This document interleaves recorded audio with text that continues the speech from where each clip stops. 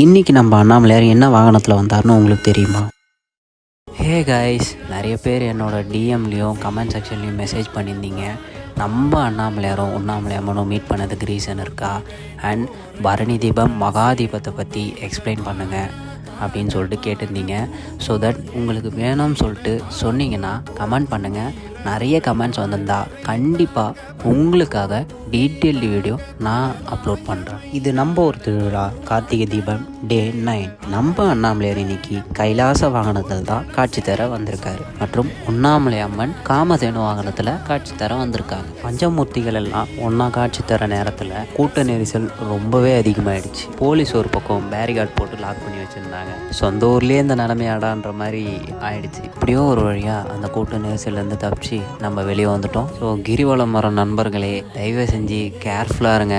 Crowd ரொம்ப ஓவராக இருக்குது. ஸோ பார்த்து பத்திரமா போங்க. See you on மகா தீபம்.